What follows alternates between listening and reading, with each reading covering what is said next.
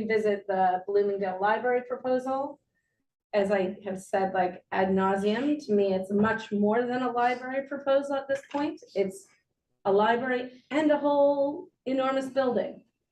So really tonight, nobody's coming to present to us.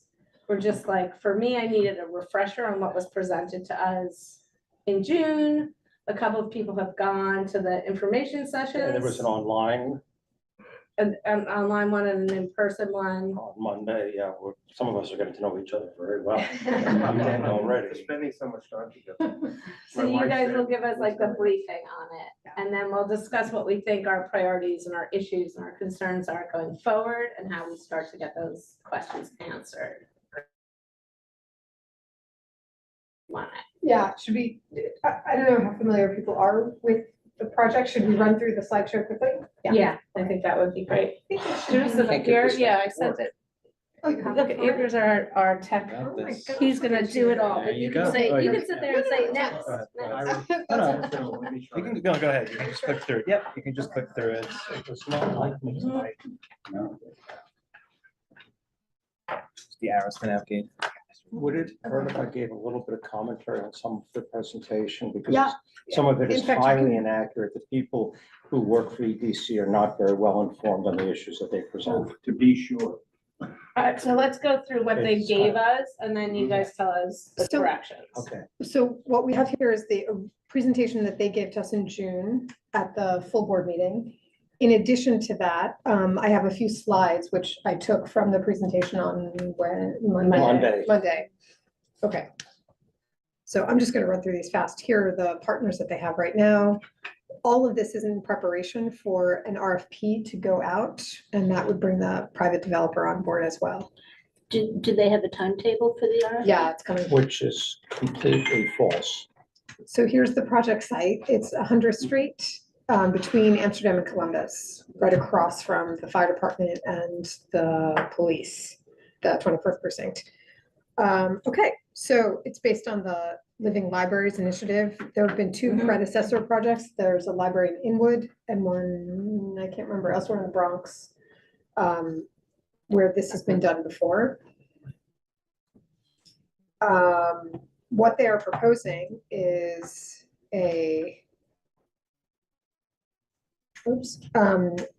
is essentially to take down the building, which is right now houses both the library and a Department of Health building, a public-facing Department of Health building, take those both down, build a whole new structure that would put both of those back in place, but brand new, and then build 850 units.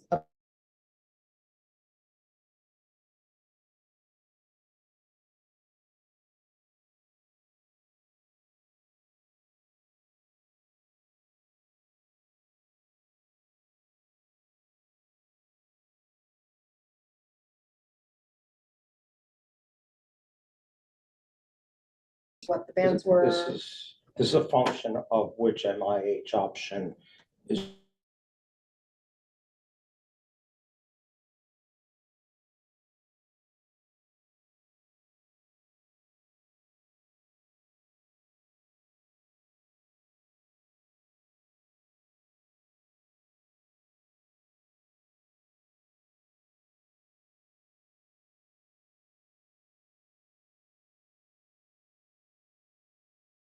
First, Yeah, and then we'll come up with like the I'll- concerns of what they have shared so far. I'll run through this really quickly and then we can definitely have a full discussion.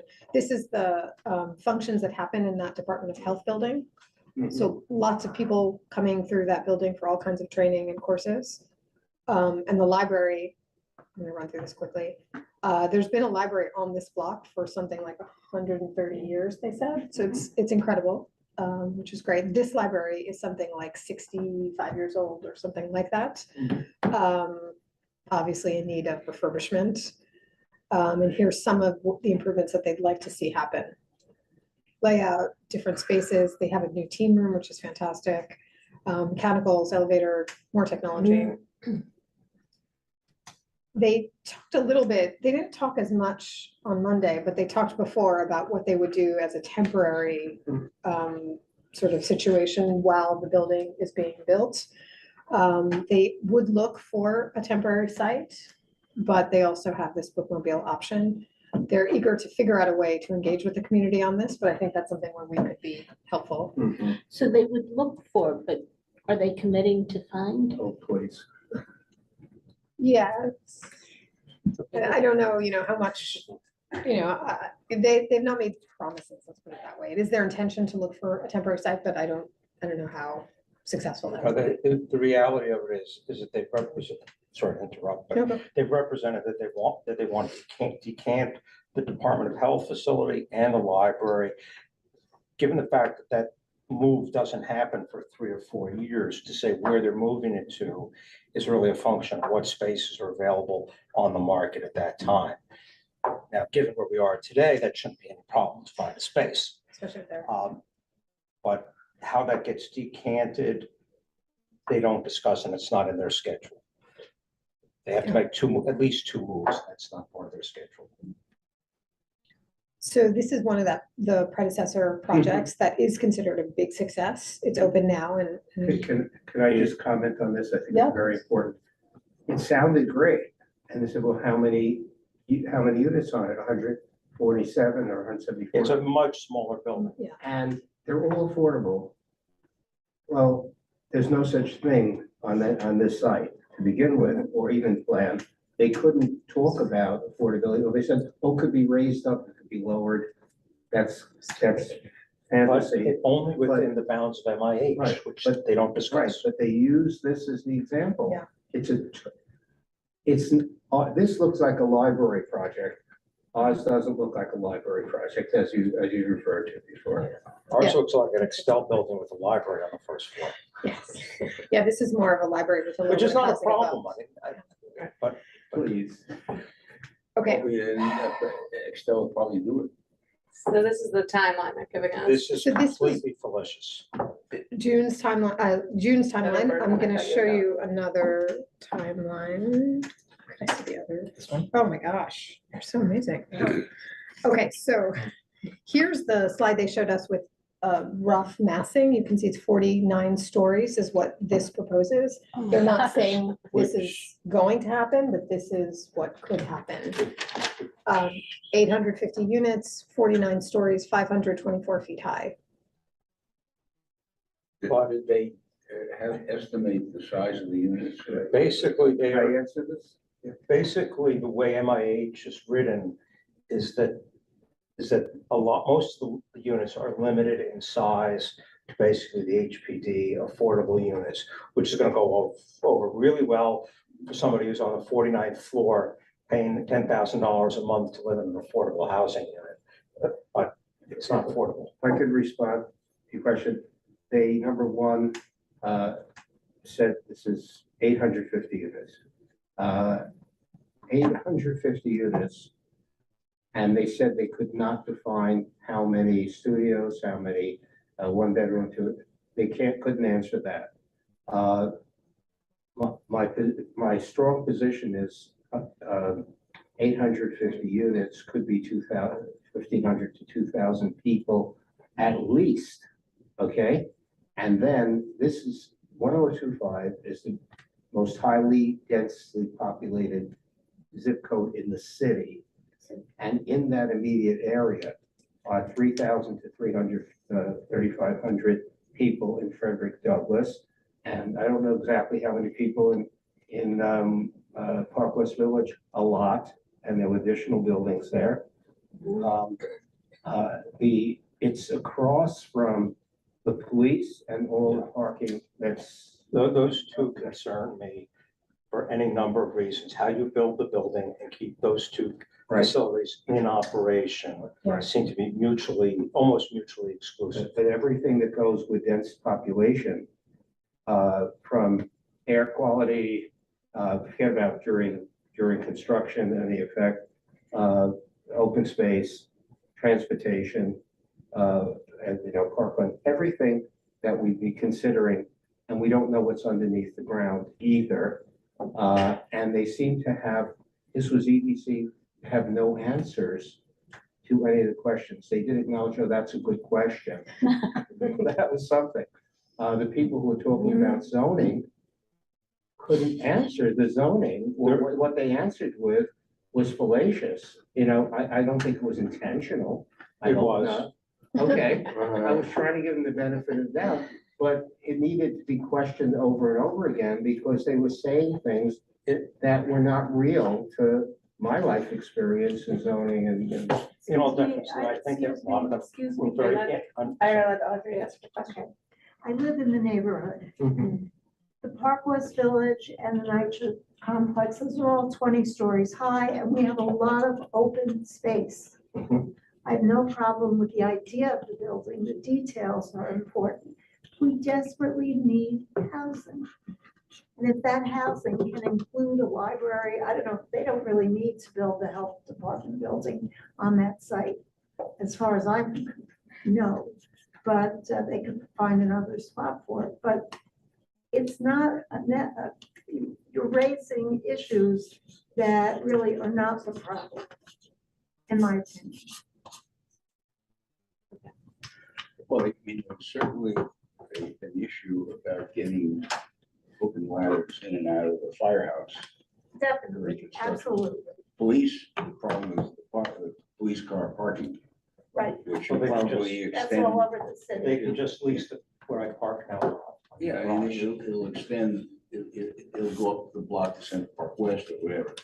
So it's not prohibitive, as long as they can get the fire trucks in and out. So it is true that they're handling this RFP in a way that I am puzzled by, in that, as per the slide, they're leaving a lot to each respondent to come up with the design, the program, the strategy, the zoning, in a way that I don't quite understand, but that seems to be what they're doing. And on the RFP, when we asked, what about this, what about that? They said, well, when we get the RFPs are out, then we'll get responses and then we'll see. Well, you're supposed to put in the RFP what you want. There are No, two no, but there are models of many our, RFPs that do that. there are two models of True, RFP. but when the community And in has such design, too. concerns, that should be brought in there, not after the fact.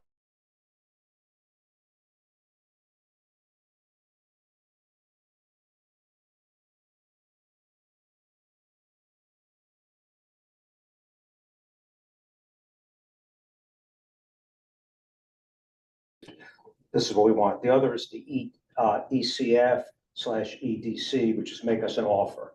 Yeah. This is more make it and make us an offer. But even when the ECF ones, which I wrote, actually gave you a lot of description of what was wanted. And so they actually told you what the school was going to be. And they told you a lot about it. It was up to you to figure out how to formulate it, what worked for you. One of them I did ended up with the Whole Foods on the first floor. That was not in our original request, and adding another school in another location wasn't in the original request, but there was some criteria that could be used to evaluate these. And I mean, right now I'm writing an RFP for an architectural design for a hospital, and there is a half a page of criteria of what the professional has to have. In this case, it's like, tell us what you want to do and we'll decide.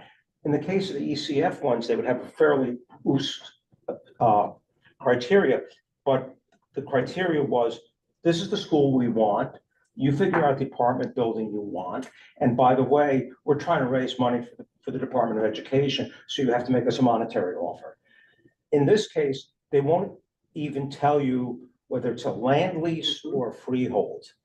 That's really, Has the RFP gone out? no, it's gonna go out before the end of the year. Yeah, so So What year is it So going out? right now. it's supposed to go in Right now, Q4 we this should year. probably So is concentrate this an our efforts RFP or in a having request some for input into expressions the of RFP. interest? They're calling it RFP. I think that they should be calling this an request for expressions of interest, Yes. which is more appropriate, because there's gonna be a lot, in theory, there's gonna be a lot of negotiation.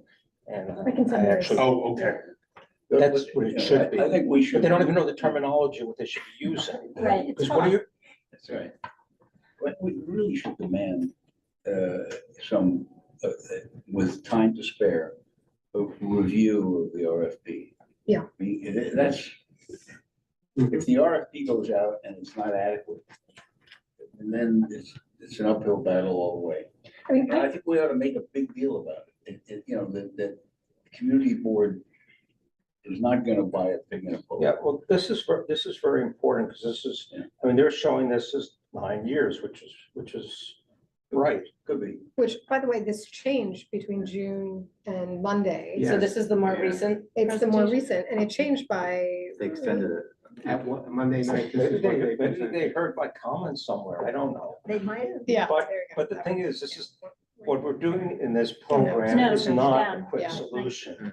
So, It's not, it's 20 9 years. Yeah. One thing has So not it been slipped by mentioned. 2 or 3 years. Yeah, One thing that was exactly. not mentioned at all was that this library was closed, most of it. Yeah. And deprived the community of it in order for it to be renewed and upgraded and so on. And now I feel they're using the library thing to get the housing thing. And there's nothing wrong, that it's a It's housing fine, thing. you know, if It's the not a housing library. suits our. Right, needs, if yeah. it did, then great if it's the library. By the way, the health department, I was shocked of what they actually do there. It's a training center. It's not a health department service for the It's like community. classrooms. And one of Yeah. them, I had to hold myself back.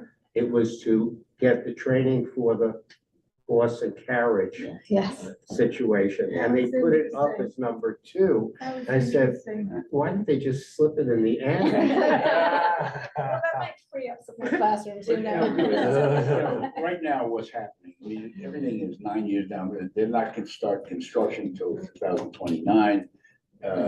You know, by then, maybe they'll find a place for the library. Right. But right now, there's a step that's taking place that is pivotal to what is gonna ultimately be built. Yes. And I think we need to, you know, really get in their face and just say, look, we demand to see the draft RFP and to be able to comment on it.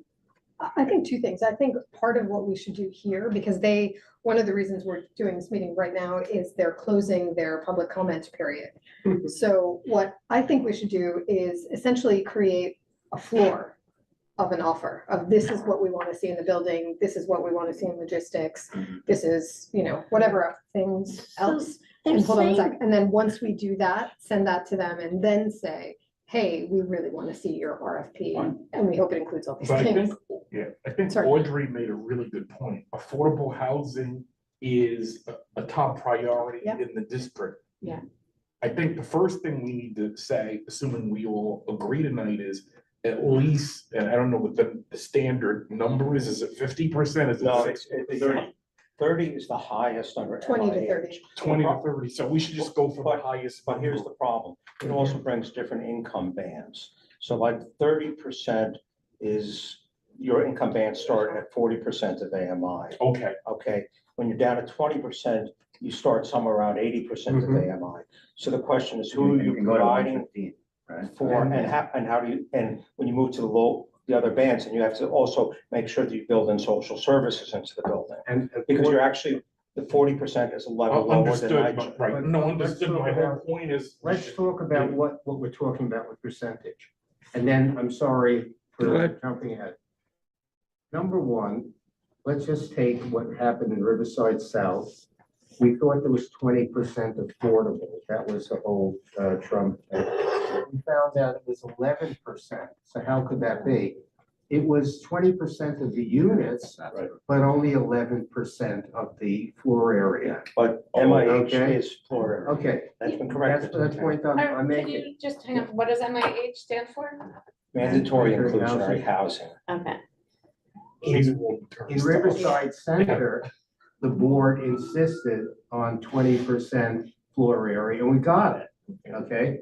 So when looking at MIH, and I don't know if they're using MIH because it was so unclear They, what well, their understanding of MIH they don't was. understand it at all. They So- like the word. So they were talking about it as if they knew what they were talking about, and they said, oh, well, it could go higher, it could, and we knew it couldn't go higher. So I really was very upset at who we were talking to, who was in charge, that they didn't have some basic understandings MIH is not a new If thing. they're it's in the something- MIH program, they cannot go above 30%.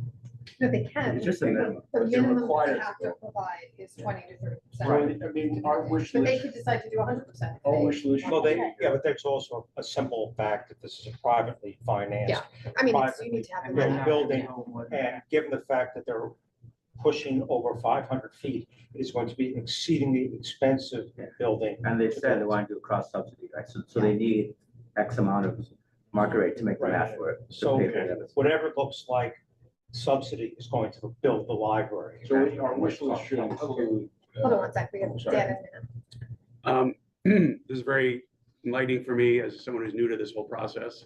And I don't want to comment on the granularity of it. But can you go back to the timeline, please? Thank you. If we're saying in the city that affordable housing is a crisis, how in God's name can we justify having 11 years to Absolutely. incubate a project? Or maybe having enough affordable housing to justify this. So I'm sorry, if we're talking about representing the community's interest, this has to be unacceptable. No, but this is how, I'm gonna be, he'll tell, but I did a project for HPD, NYCHA. The RFP was put out in 2006. The ribbon cutting was in 2018. No, I'm not saying it's out of character. I'm saying that we're in a new environment now. We're having a new conversation. This whole Well, one of abundance the agenda things- has focused people's attention We're on the hoping insanity of waiting 11 years to build something. that, I agree, I entirely agree, because I've done new construction market rate in 18 months to 24 months. But one of the things is, you see that 2027, 2028 box, there are proposals on the ballot that are supposed to trim that, whether they get voted But in not or not. But No. that's just a year. The thing that I think is Takes- weird is takes that 6 it's months 5 off that, I'm years surprised. Yes. to build, but that's not the question I wanted to ask. They're saying that the RFP is going to be released this quarter.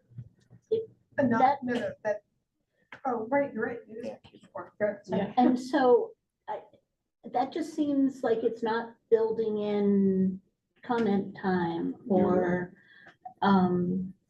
allowing us to review. Well, I mean, they have, well, what they're saying is, there's gonna be a new administration, so they have to do it by December. So they're saying comments until the end of this month, and between October 1st and December, when they're all, done with their jobs, they have to put something out by December. So they're almost So it's a jobs. political decision, not a community decision. Right. So how do we ensure that we get a chance to have input? By demanding input into the RFP to see what their plan and to be able to add to it. If we don't, it's over, almost over. Yeah, I think what Seema said is a good plan. I mean, we put down our principles on paper and ask for some way to review the RFP between now and when they put it out. So our principles at this point are pretty vague, but we want 30% affordable housing. A minimum of 40 At a minimum, at 40% of AMI, right, or less. And by the way, we can, although it's, I mean, we could do a range, no? 40 to 80? 40 so much. Well, yeah, but Just 40 in I terms of think the I think we have to give them flexibility Yeah. in that range. I mean, one of the things on the project that I just mentioned that took from 2006 to 2018 was 60% of AMI. And we did a very nice community center that went with it. And the whole thing was about 200 units. It hinged on the ability to find a funder for the community facility. And I will say, it literally took an act of God to get us the funding. I mean, I think UAP pegs it at 60, An average of 60. All right, so average of 60, so What is 40 to 80. UAP? that's fine. Sorry, universal affordability preference, which is city of If we yes. say 40 to That's a 80, bonus it's gonna that you can be elect to do 80. if you provide, I think it Right. gives you Yeah. 20%. If we say 60. Floor area. So basically, the city definition of affordable is a weighted average of 60% of AMI for the units in the building, right?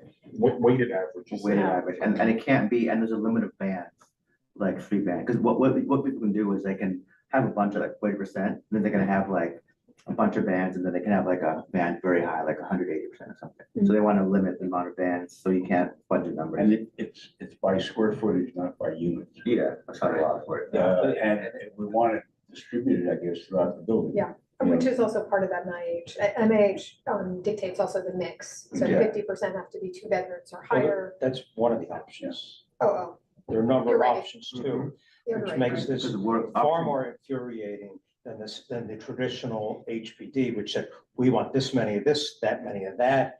And But why don't we say option 2? Do we like option 2? So option 2 Which is is work. MIH. Wait, we have, Yeah, option 2 is workforce housing, right? So they can have higher bands, right? oh, wait, I thought it was the 50, 25, 25. Did I make that up? Or other way around, maybe less than one is work. Yeah, We hold can on, look into let me it. just pull up the. Okay, but continue. There's also, wait. can Do you I just want show us the to next see slide? here, is there an option too? Yeah. And also this slide, so these are some of the, in terms of getting feedback, there was a public survey that's out, that is still out, I think, and open until Friday. So you as individuals can also fill that out. These are some of the things they've seen so far as requests. We could add those and or more. as some don't see street lighting as a possible public well improvement, we want a dark street in front of a police station, so you can't see those fire trucks coming out. Well, they might be lighting behind you.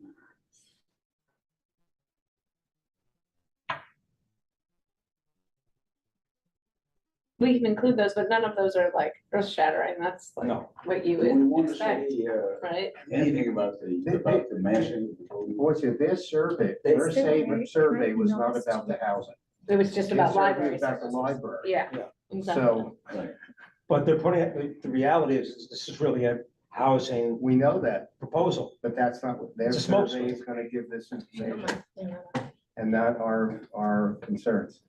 What, So I just think we incorporate the library Sure, asks sure. into this first list of demands. But the library ones do not seem like an incredible hurdle for them to You know, overcome, like they And one of seem my fairly concerns, basic. one of my concerns is we're running with the temper.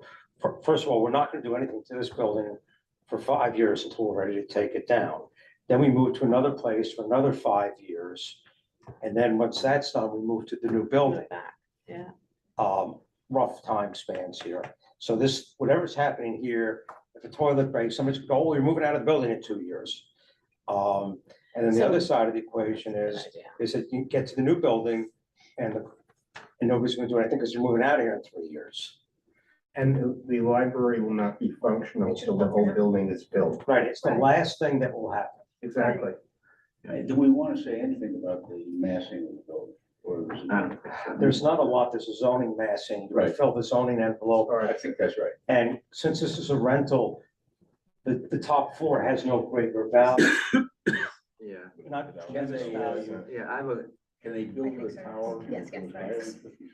500 feet? Yeah, you can build them 1,000 feet, sure, you know who's doing that. Thank you. Well, do we want to have a height limit or do we want to not? have a height limit? If I were quite honest, if I were the architect, if I, probably the developer too, since this is a rental building, I want to get this as low as I can. Because once you hit 400 feet, a lot of other things kick in that are expensive. No, I did Yeah. not. How many And- floors would that be, 400 feet? 400 feet nominally, It's about 10 35 to 40. 10 feet a story is Floors. the That's this one. rule of thumb. Yeah, except that the library, the lower basin, they show you in the massing diagram, is at 20 feet. What's the footprint? Oh. How much? That's a good question. Well, there is, Is that MN? Is what is currently.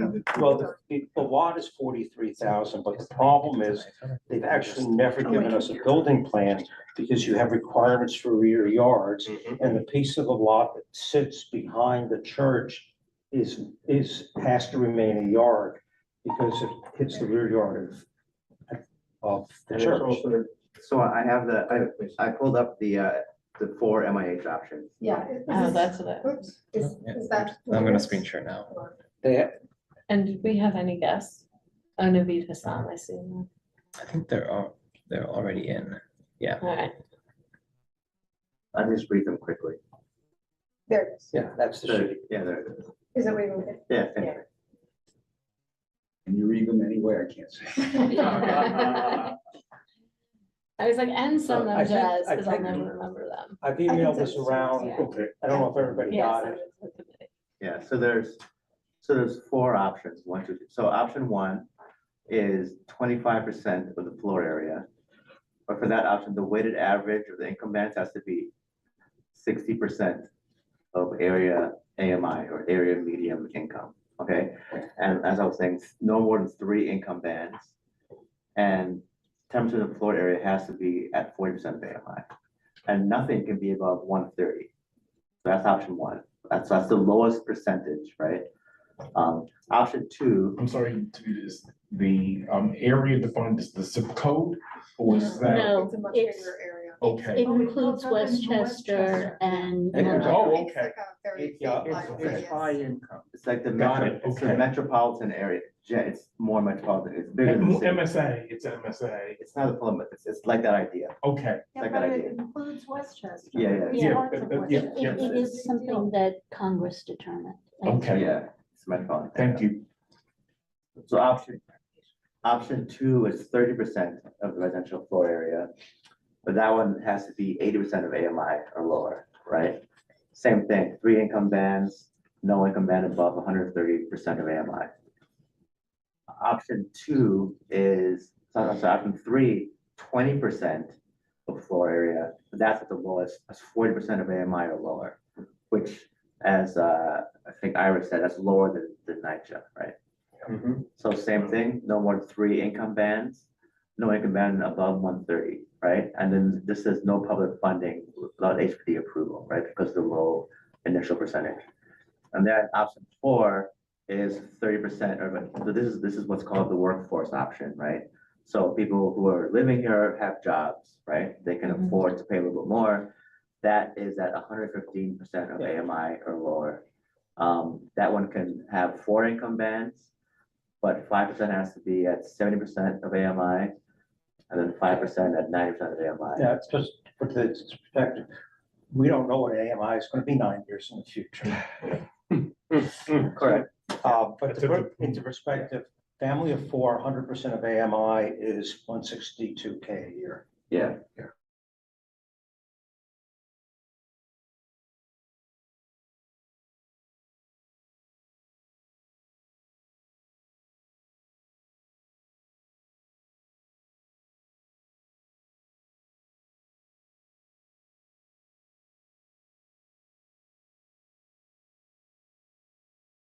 We've had a big discussion on the RFP I'm working on now, is whether we have preferred options versus required options. Right. And so how many of those you hit, it gives the people who are doing the evaluation some criteria. There's no criteria that are being set out here. That's the Right. most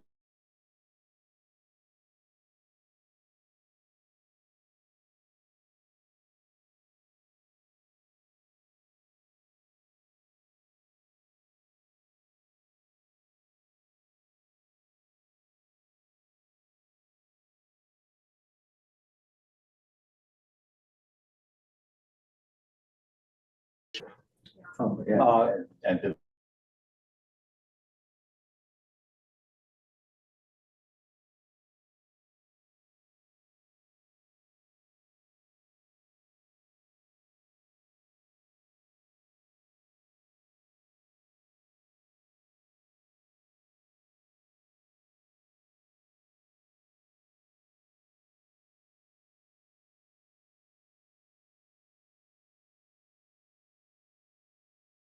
Vendor for many years. That's neither here, I'm not saying it's good or bad, I'm just giving context to option 1. Yeah, but nobody's gonna be able to build this Right, building with but I was that gonna income say- band. Go ahead. You I'm not raise a disagreeing. very good point, which is you have to create,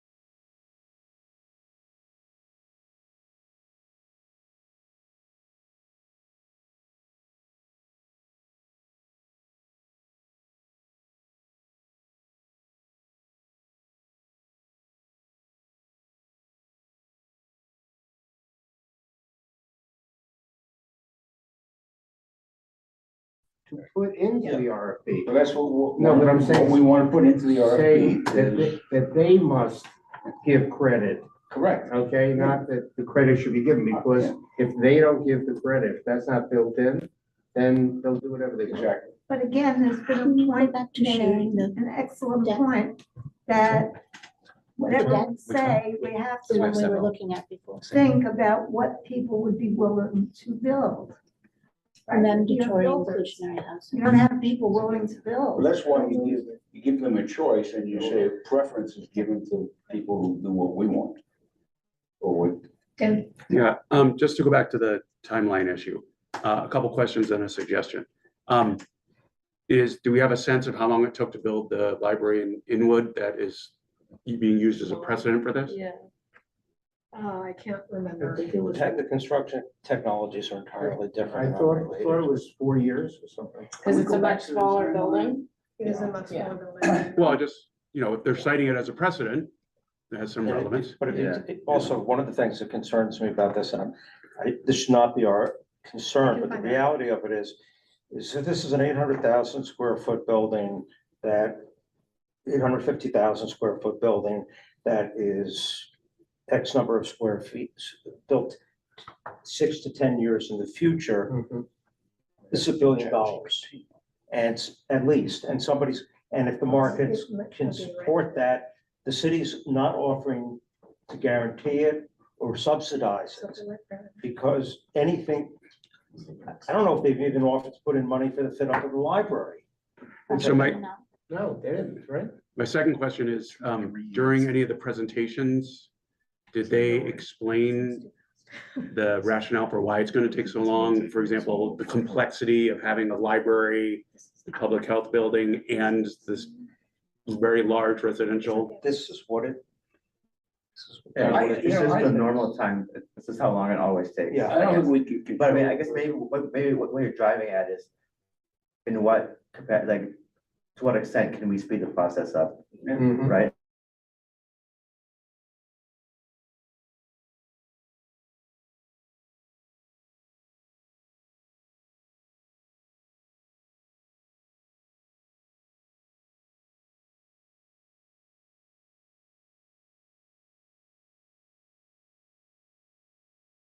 You can have a wish list. Well, yeah, but sure, can't you can. Well, condition, if 24 they want our hours a day, support, that's why what they can't can do. we say that? West Village version. Yeah, it's gonna But be when, twice as when they expensive. put the RFP out, it says, I would assume, I'm guessing that it says for completion by blah, Well, blah this is date. why the Correct. point you made, which is they should be calling this request for expressions of interest.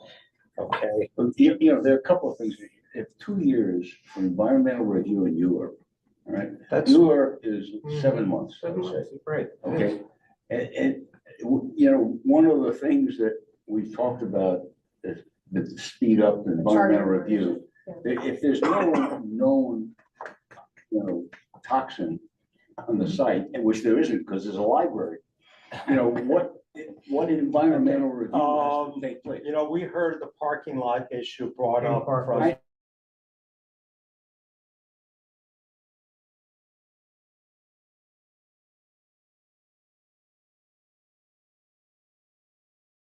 That we Yeah. wanted So done. we- We many we construction are contracts seeking have an a time advanced period schedule. and bonuses for speed, right? That's a Excuse me common for thing in one contract. second. That can be part of the I RFP. can finish Also, it. you have to And then remember- I'm at Excuse Audrey's me state. for 1 second.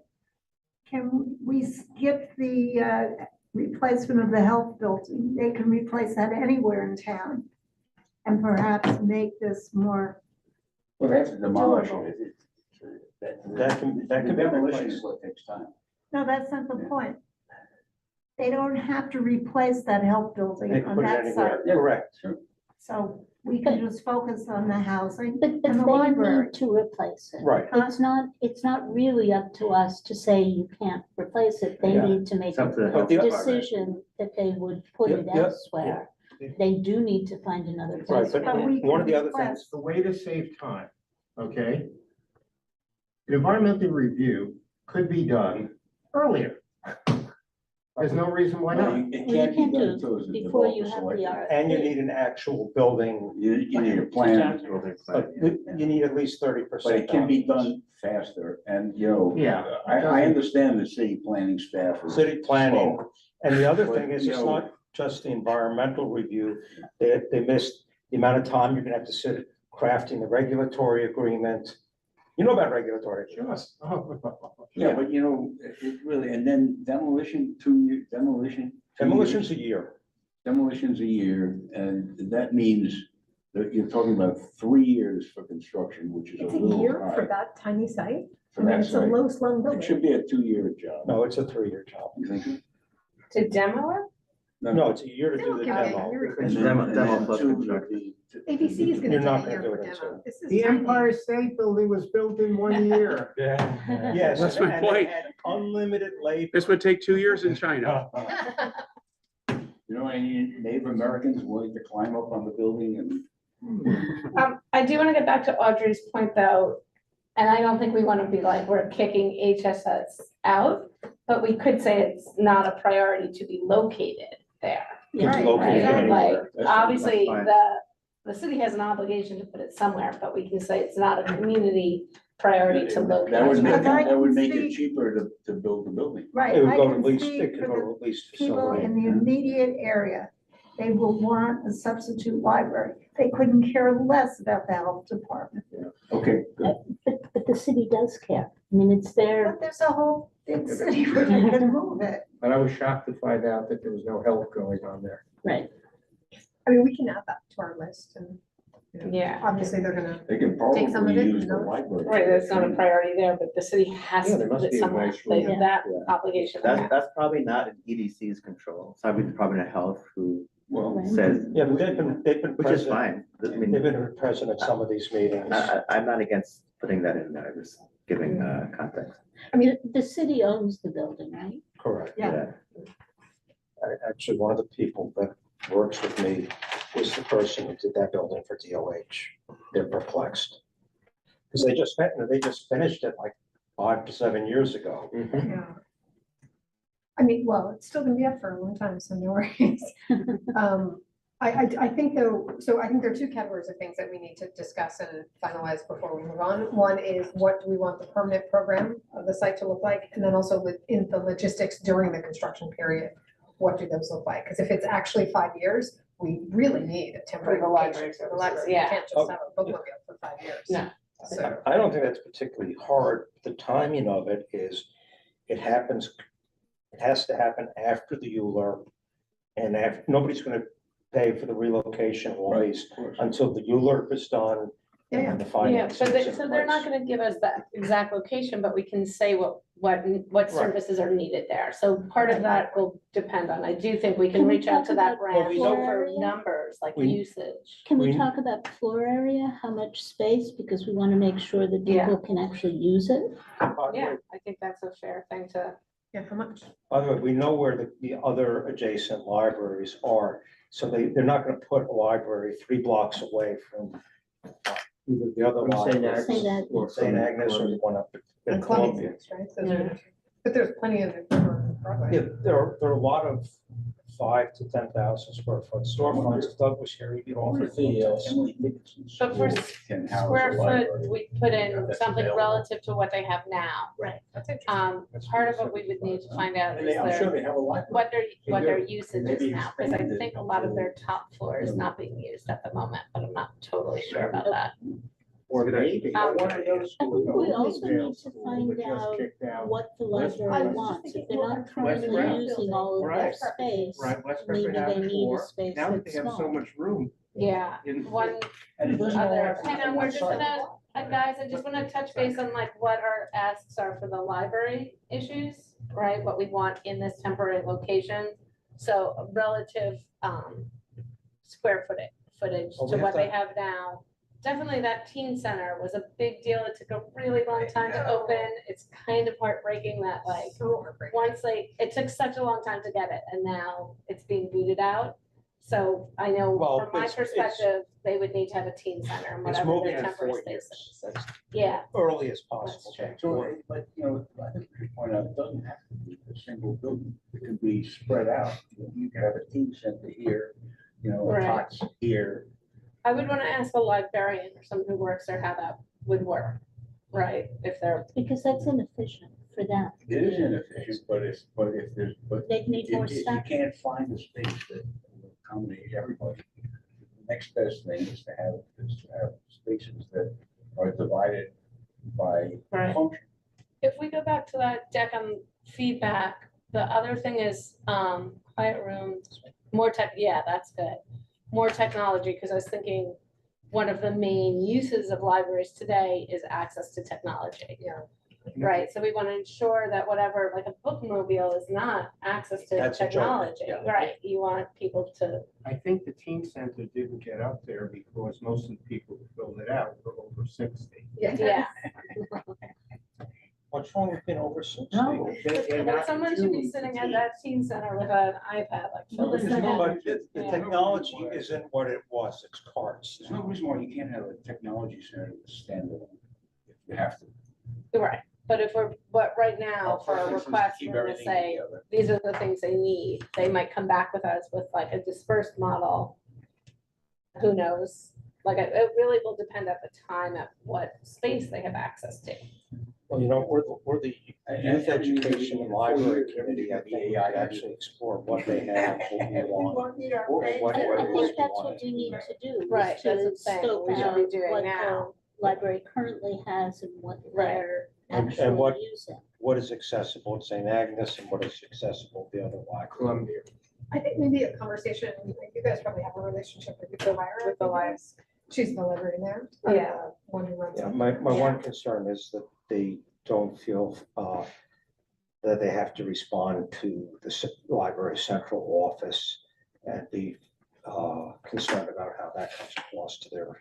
Well, that's what I was thinking, they could speak to us, and then if And it then sounds like a reasonable ask, I we think could it- bring the ask I think it forward. may be Yeah, a one-on-one conversation. I don't mean to volunteer No, you no. or not. no, I agree with you, that's the way we would ask, because Yeah. you do the toe the line and keep your Mhm. job at a certain Makes a lot level. of sense. Yeah, like you can get a former Yeah. CDC, yeah. Yeah, so I think it would, very broadly though, it's really to maintain as much of what's currently available as possible. Like they do need also like a meeting space, you know, they do all those readings. Yeah, that's what all the activities. community spaces, and I see like quiet rooms is interesting to me, right? Like that's another nice usage that Mhm. we might Yeah. not have thought of. I mean, you basically want to keep all the programs going, even if they're at a reduced size, because you don't want to then start off 5 years into without them being there, then you have to regrow them for another 5 Yeah, years. because we need to hear, they obviously always have programming going on. Yeah. We kind of, if we get the brief on what their current programming is You know- and what like, and a NYPL's like wish list of programming. If We we, can- if we go to their survey, Mm, and, which I've done, and pull the stuff out, we'll have the maximum What do you yeah. mean? of the maximum choices, you know, we'll have all the choices. Oh, the survey's not like an open, No, it lists, do you want this, do you want that? you Right. know, What's so your I would priority? limit us to those choices, right? We might have more. Yeah.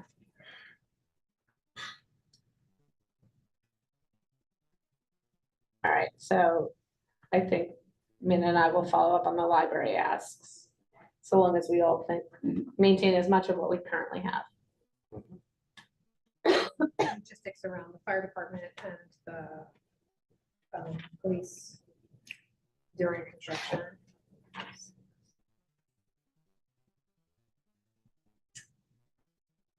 We never resolved what band or bands we want. Yeah, so let's go back to is there any other temporary concerns during construction?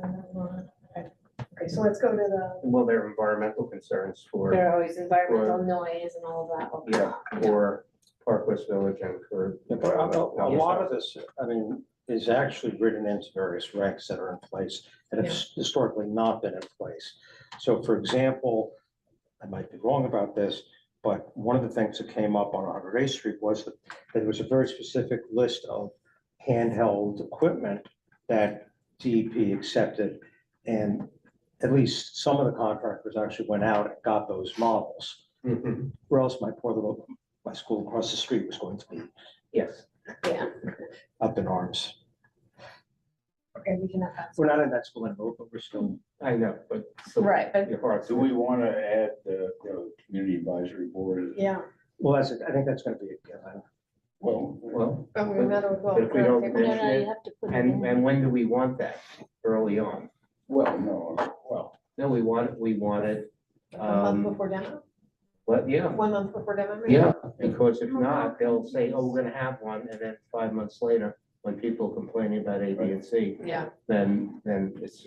So the community advisory board would start before the construction, before the demolition. Just starts, before. Just for to, the demolition. yeah, just so before, people are they have to informed. get oriented. Yeah. And, you know, And so when people from the community say, look, you know what's happening, then there's a group that will be dealing with it. There are a whole series of preliminary steps after you get your plan approval, where you have to meet with DOT and so forth.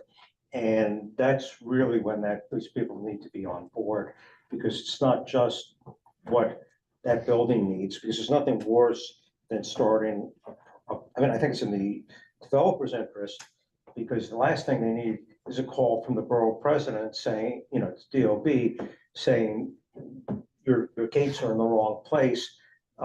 2 kids are in the hospital right now. What are you gonna do? So when are you suggesting that? Sorry? When are you suggesting? That would it probably starts? be immediately after plan approval, before permit. I would never actually say before the start of the demolition permit. It can't hurt, you know, the sooner. And by the way, by then I'll be looking for a job. I was although I don't live in Park West Village, I was the Park West Village chair of the coordinating committee, because there was 6 groups fighting each other while the developer was changing the landscape. And what we were able to do is bring the management and development to the table, okay?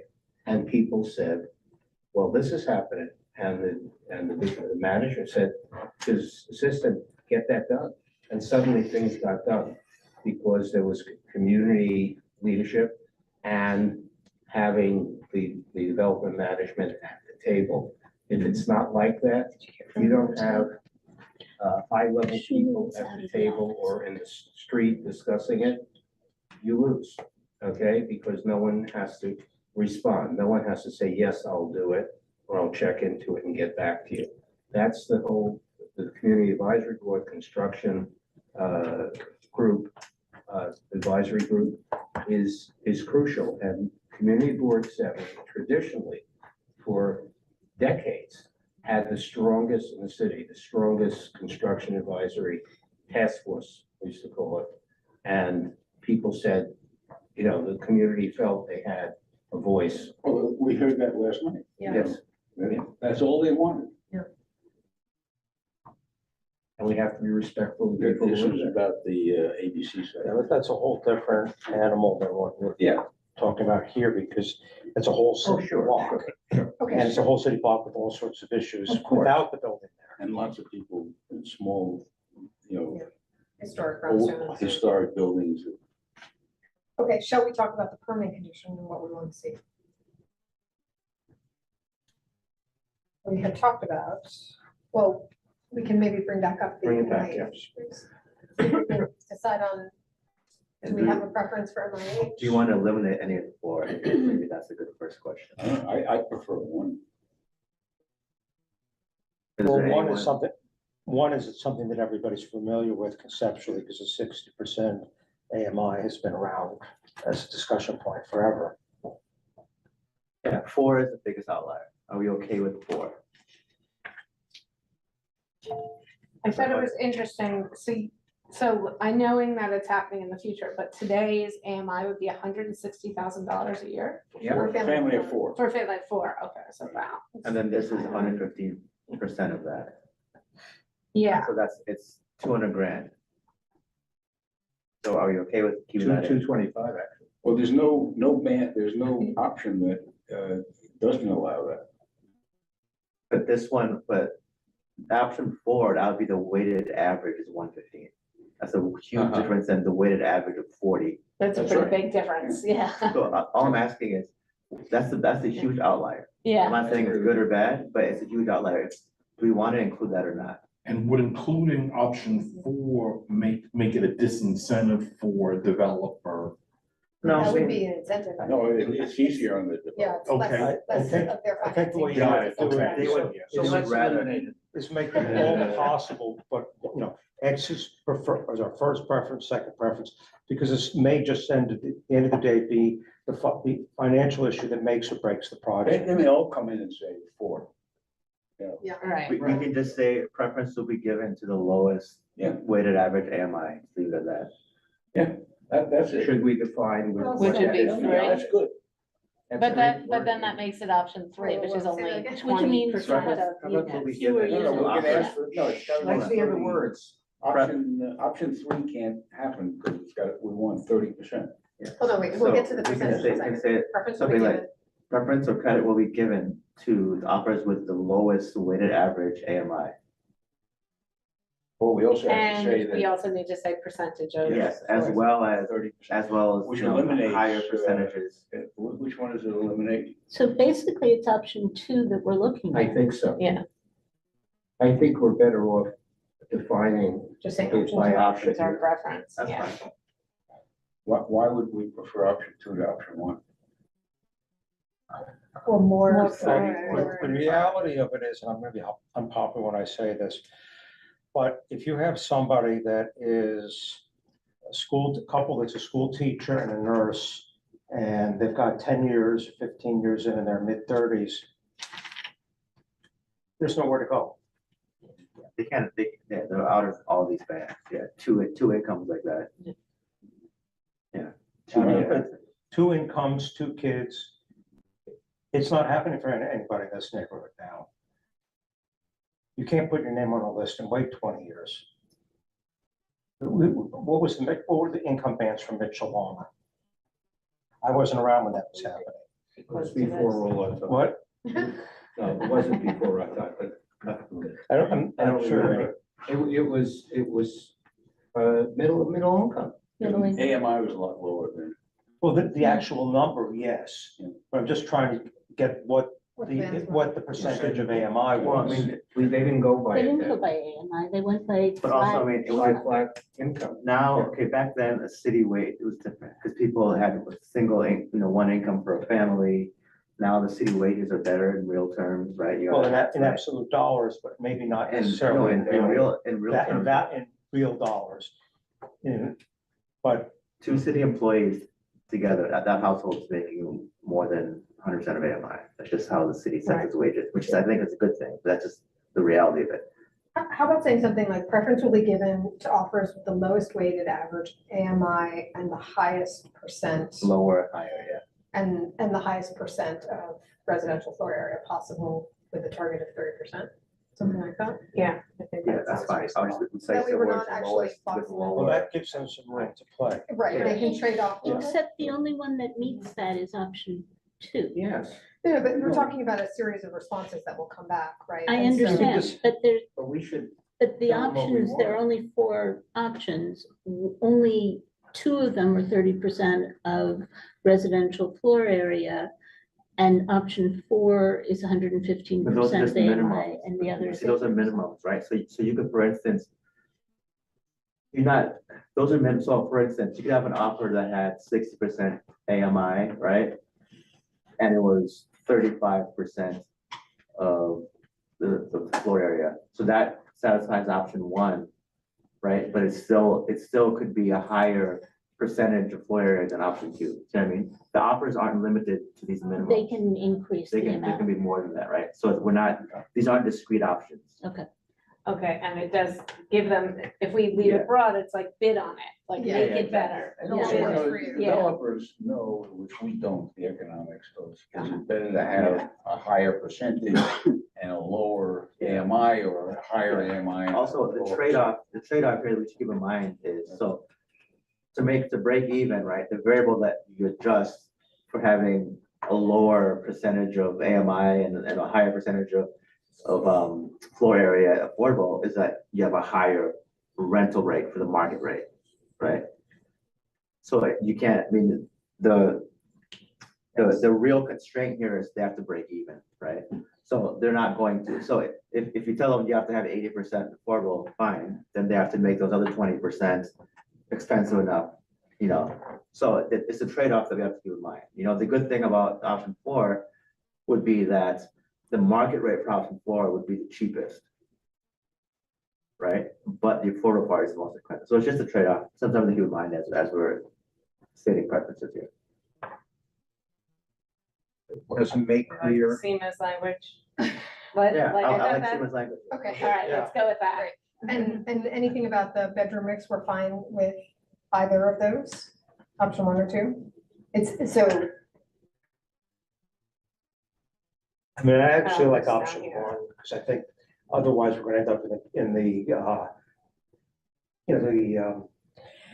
Gary Barnett offer of 500 90 studios. apartments. Yeah, right. 500 parking spaces. So the proportional stays, like keeps them kind of together, is that what you're It saying? just means it has to be the same as market rate. Right. It can't be like, it again, can't be like all affordable studio and and then- like But so all it's 5 not like a bedrooms. subdivision or NIH, Unless the rest MIH of it is can SRA. have, you know, all the lowest income on one floor, and that it has to be Right. mixed. Yeah, it says that right, yeah, it That's says that. right. So Oh, again, okay, we can do the same thing we do. Our preference is one, you know, preference be given to whichever we choose, but not, it's not a firm. Mount, right? Yeah. What does MIH stand for? Mandatory. No, no, Mandatory. They're the affordable Inclusionary units, housing. the Okay. affordable housing units. inclusionary. Yeah. What a word. I mean, By you the know, way, you know, the theoretically- Sarah program's being changed to include 2 bedrooms, Dan, theoretically, if the charter proposals so they say. that are on the ballot in November, Mhm. if they pass, this could actually be a fast track project. Yeah, that's Yeah. what we were just saying. Yeah. How fast track is still another That is question. The only Determined. thing is, it will. But can we it include will language that reduce- we wanted? It'll reduce to be the a fast time track for the. project? No, because environmental if the, Actually, if it'll the, reduce- Yeah. if the, Hopefully the it's not permitting passed, we don't have that option. Well, even if they say, oh, too bad it didn't pass, we can be like, the spirit of the But fast no, but track they don't have proposal. the, they don't Yeah, have the legal basis to do Yeah. that. You can suggest it. They're gonna pass. so I think we throw it in there. And if not, we'll delineate every step of what's in the definition of a fast pass. We ought to say something. Yeah, without saying, We ought to say something about timing, you know. Yeah, that's the timing line. I think we do need the, you know, a timing Fast track call, because environmental otherwse, review. But We you know, seem the to parking be lots are improving. radioactive. yeah, we found it. And it's lead-based. because I want to wrap up Sure. this portion. Anything else that we need to say?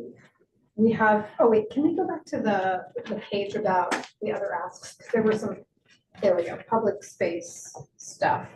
Should we just add that to our list? Absolutely. Yeah, Because we want to be Okay, great. connected, and the library is important.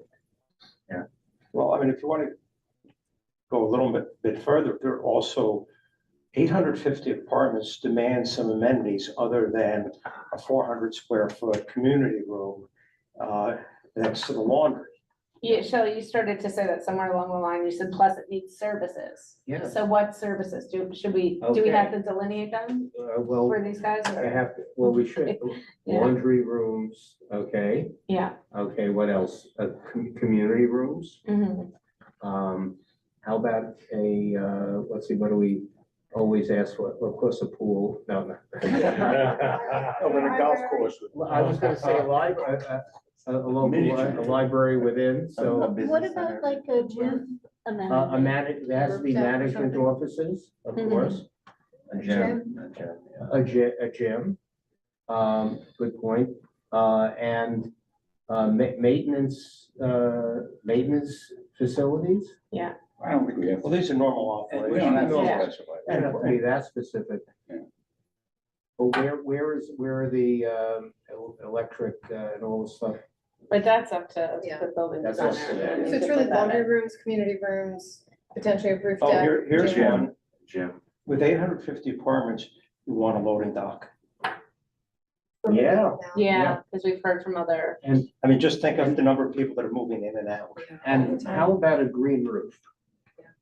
I think you're gonna We get, should ask for sustainability. Now, It should recre- be a green sustainably roof. built. Oh, I think you're gonna have a recreational roof. That's what I'm thinking. We've already got that on the list. We talked about a small, like, Do we want business to put in center for something like about environmental concern? internet? Well, I mean, all the Internet, city, yeah, all the business city-owned center. buildings now are gonna be very green, right? They're gonna be I like might move there. A-star. We might want to say, you know, the preference will be given to the proposal that includes a green roof. Sustainable construction. yeah. One of the problems though, again, is what are the sustainable regulations going to be that get you into the programs versus what is going to be regulatory in 5 years? But in the RFP process, is it like the best of, is it like whoever came up with like the most sustainable plan, that's like that could be points towards that, preferred, it's right? That's- preferred, Yeah, preferred. Central air conditioning? We don't have to. I think that's like building. That's actually one of the more peculiar ideas that they want to do citywide air conditioning, but our grid cannot support it. Nor can our internal structures within buildings. So we need a big umbrella for the city. It's a problem. I don't have an answer. Don't make fun of the And you problem. have the community advisory board? Yeah. Yeah, okay. And then we'll build up a library. Yes, so why don't I take a draft? We can Yeah. circulate it. Exactly. Great. Is there any commercial?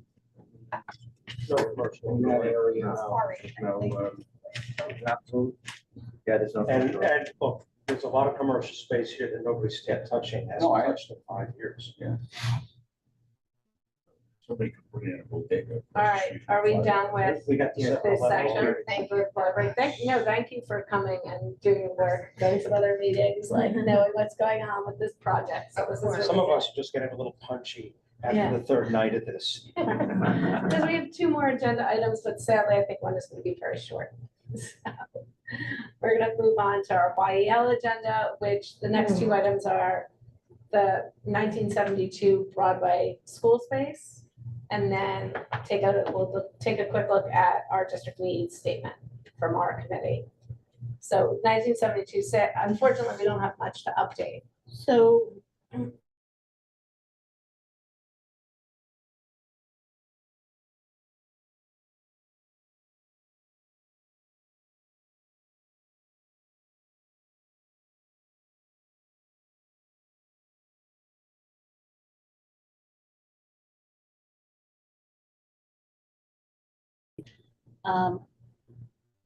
there is a plan for 1972 to be a District 75 early childhood education site. That District 75 enrollment has increased by 23% in Manhattan and 8% in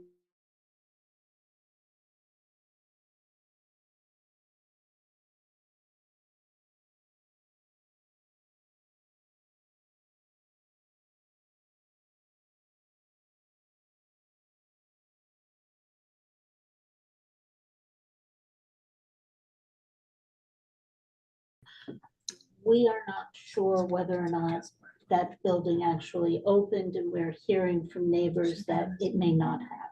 So we're just trying to verify that they actually are using the building. There's And still trying to red do- signs on the window. That doesn't always No, mean I know.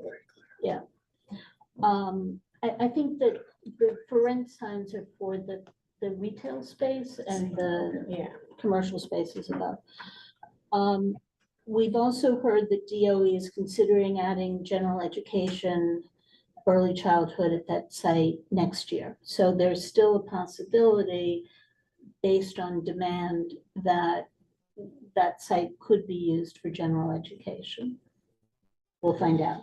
So I sent emails to District 75 and to Shula with a list of questions that include, is this building being used? If not, do they expect to use it? If it is being used, how many classrooms are they occupying? How many children are part of District 75's program? How many teachers? What other staff is in the building? Who's the administrator? Can we have a tour? and whether or not modifications need to be made to accommodate the District 75 students, and any other information that they can tell us. And also to find out whether or not, if the entire building is not being used for District 75, whether or not the other classrooms could be used for general education. So that's what I'm And trying to certainly, find out. if they haven't got programs up and running now, it's still, we're in a good position to have them up and running next September. Theoretically. Yeah, but you have to have somebody who can actually write the page for the online. Exactly. So I think like, we just want to know what's going on right now. I think that the bare minimum, we need that. But the other like timeline thing that's kind of clicking in my head is if it's going to open up for early childhood For next September. for next September, but that opens up for enrollment in January. So families need to know about its Well, and you- availability in November and December. Like it actually comes kind of quickly, And when right? when that slot for principal, it can't be to be determined. Hopefully. You know It's who not. might know? The early childhood, CSE, What is CSE stand for? a committee of special education, there's an early childhood one. I can get you a Oh. number if you want. Yeah, Yeah. that would be useful. And they would certainly know, because they have to pass through there in order to get certified, in order to be in a citywide special ed program. For the District 75 program. Okay, Because yeah. District 75 is a Yeah, citywide special ed for exactly. the kids who don't fit into the other categories that need Yeah. something special. And then, but the other component is it might be a gen ed early childhood as well. And that's the one that we just don't want to be in the situation where in April, they're like, oh, we're gonna open this. Like, we need to get that going. Yeah, but you don't want it to be students that are getting this because they didn't get somewhere else. You want to actually have a program that people want. Want to be in. Sure, and it also has to be advertised. Yeah, that's what I'm You know, looking for. Nobody's going to apply if they don't know it exists, And there's evidently a lot of need right? Yeah, in our community.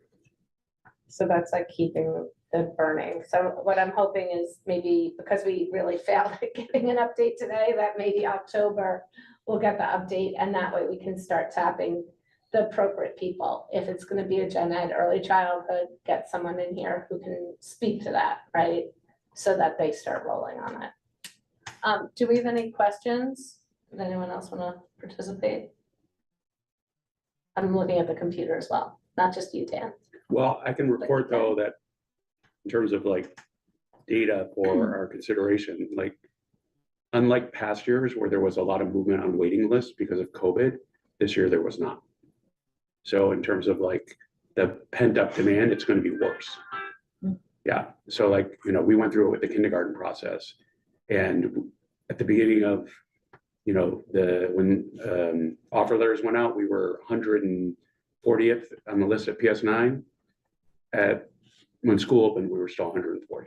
Wow, not at all. Not at It's all. like the old days. Yeah, How about that? Part of this is a function of the change in class size too, assuming. Yes. That's also set off another problem of there's a big teacher shortage. There's been a huge churn. How does the class size issue affect the waiting lists? Because there's fewer classrooms. You have fewer seats. yeah. Got it. And that's also, Because of the a- fewer teachers or the lack of teachers. it's a stagger, it staggers in too, the class size, which means like. But some of the schools have already fast tracked it, like Okay. the school we're going to 452. Have you seen, Yeah. there's all this research which some candidates pointed out, which shows that there are definitely advantages to lower class sizes. But if you have a really big district or area, and then you implement lower class sizes and you hire a bunch of less experienced teachers, that actually offsets the benefit of lower class sizes. Yes, And there's a lot of research showing that this happens all over the place, where, I mean, Yes. it's a well-intentioned thing. Then you just hire a bunch of new teachers who it aren't. doesn't automatically guarantee better. Right, you the actually rubber get- is the you actually quality, Rush results. yeah. So. Looks good on paper. Well, it So makes the if UFT, this, it makes the UFT There's happy. pipeline too, to If fill the that spot. solution DOE is using is to artificially limit enrollment, what happens to students from our district who don't find places in schools? They go to less desired schools. There are So definitely, I everyone would gets a be, spot still, right? Everyone's still Yeah. guaranteed a spot. You're just less likely to get your zone school or your district school. and if demand's too high, actually they'll have to rezone is what will happen. Yeah, But exactly. they have to rezone. They don't rezone as often. I actually think they should just rezone All the time. all the time. Instead, we wait a very long time and it's a huge political turmoil if people were just used to the idea that like, yes, population changes, We yes, don't that have another line school to moves. pull out of the hat, like we had the last couple of times. We still have seats across the district. Okay. We definitely still have seats across the district. How about So, instead of But which, health but the thing is, if you're at the southern end of the district, the long commute, yeah, it's a we long understand the young commute, children, and most yeah. parents, But that's why like you have the domino Trends are instead either- of just being like, I'm sending the kid from Mhm. 60th Street to 120th or the kid from 124th to 70th. right, You have to like incrementally move lines rather than like just swap bodies. which the DOE doesn't understand. Right. There's a hand raised, by the way. Should I promote?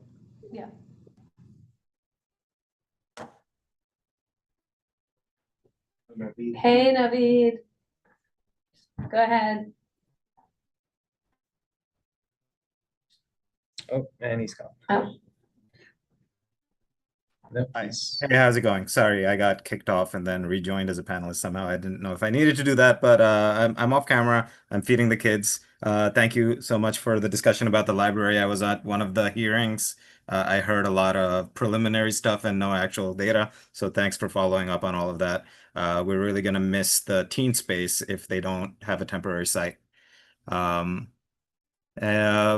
the early childhood, I don't see. Can you hear me? You guys are frozen somehow, so hold on. We can still hear you. Okay, so good. Go ahead. Yeah. So I'll keep talking and hopefully it'll all come through. But I don't see the 1972 Broadway location listed anywhere on the school locator. You can find all the school locations, and so that leads me to believe that it's not open, which is the opposite of what they told us they would do for September. But I'm not surprised. People are focused on the election right now, which will impact everything that happens in January in the school system.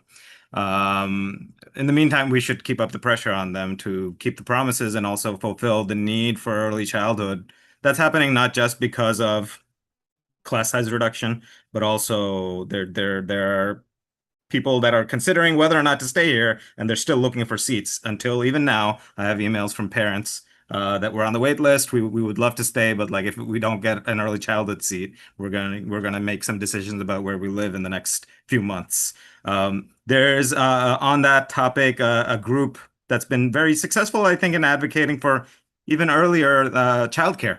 Yeah, I think it's New Yorkers United for Childcare is the name of the organization. They've successfully gotten $10 million for 0 through 2 programming for kids. So there's definitely a push politically from constituents who are demanding affordability, but specifically along the lines of new parents who need to be able to have some childcare so that they can work. So I don't know what the DOE is doing on this. They're dragging their feet and they're telling us one thing, and we still don't see what the outcome of that is going to be. Class size reduction fully in fall of 2028. So far, I think we've been doing okay, but we will have to think about, along with CEC3, zone lines and probably a comprehensive way of addressing it rather than when it's too late, as Kristen was saying. So that's all I have on that. Thanks. Thanks, Naveed. The only thing I'm going to add to the very early childhood for that particular site, we were really hopeful for it, but it doesn't work well because of the egress needs. Yeah, no, absolutely. But this is citywide, and people who live on the Upper West Side and in the district also probably need something like that somewhere. So yes, yeah. I hear you. That makes sense. Even if it's not in that building, it's needed in the district somewhere. Yeah. All right, do we have any other discussion points on the, I keep calling this 1972, just because it's like the date I can remember, but. It was a very good year.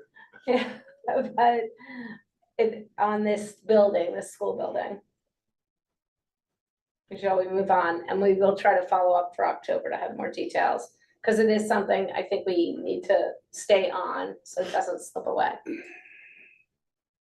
All right. So the next agenda item was gonna be our district needs statement. This thing is like a mystery to me, but I thought it was due like now. It's not due until the end of October. We don't submit it. It's like, oh, lovely. But, let me read you guys what we had in our last one, because we want to update it for this year. Have a good night. Thank you. Good night, Shelley. Okay. Nice. It's an early night for you. Yeah, right. You probably got another 2 meetings. You didn't have to tell them. Set it up here.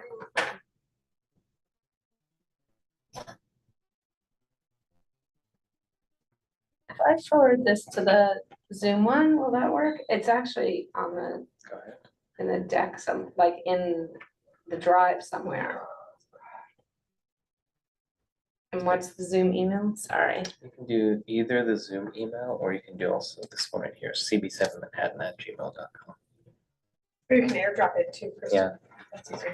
I have an Android. Oh, I know, it's not very popular. And sorry, this only occurred to me this minute that I I have could an do it. Android too, I'm with you. Oh. Better camera. It's better phone. yeah. Seema, while she's doing that, what, again, forgive my ignorance, because this is my first time through it. So what is the approval process ultimately for the Bloomingdale project? Like, does the city council have any role now going forward? They do. So it does go through a ULURP process. Okay, And the city council has one. Yeah. Okay, but in terms of like the configuration, Usually a lot of that stuff is done pre-certification. So before it starts that ULURP process, a lot of the local city council person, Sean Breyer, would be consulted. Usually we are, has a very rigid calendar that you have to follow. that's what I'm saying. So most of that Most sort of of it horse takes trading place is done before you. pre-certification. I guess, but hypothetically, say a whole Yeah. bunch of opposition bubbled up in the community Right, after the RFP went out. yeah. Right? What process-wise, what opportunity does the city council, for example, have They're all to? five, so there's the 5 steps, so it goes to the community board, Right, then it goes to the borough president, then it goes to city planning, then it goes to city council, then it goes to the mayor. That's it after it starts ULURP, right? That's what I'm saying, Or- for you. But this is, I mean, if You're there's talking about enough, pre-ULURP? yeah. yeah, If there's enough opposition, I mean, the project could die, for sure. One of the things that we asked for when, and we've repeatedly asked for this, and it frequently occurs, is to meet with and have input on the plans before certification. So that by the time they're certified, ULURP will go very smoothly. And once there's certification, it's very. and who does the certifying, the city planning? City planning. Yeah. Once city planning certifies a project. Right. You have to move heaven and earth to get them to change anything about it.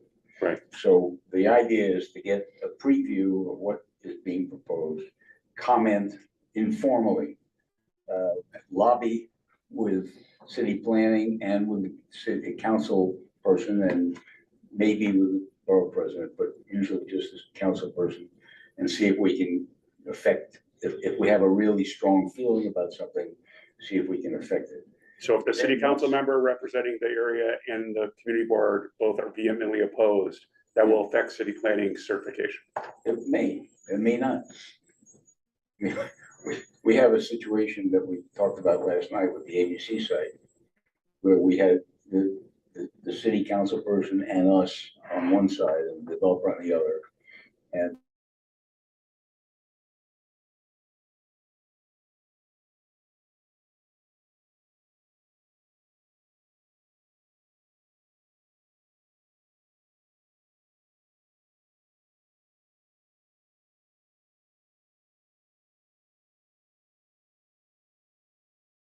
feedback copy of it, yeah. Just remember, when we're He's talking very about, pro-housing though, when we're so I talking think. about the library, our council member for the library is not the one that usually comes to our meetings. This is It's Sean. rare. Because of where it's Yeah, located, yeah. yeah, but that's why we wanna Go, include him in go this Gail has conversation. expressed some interest last night. This is not her district. All right, was she there? Yeah. Sorry? How high up does she go?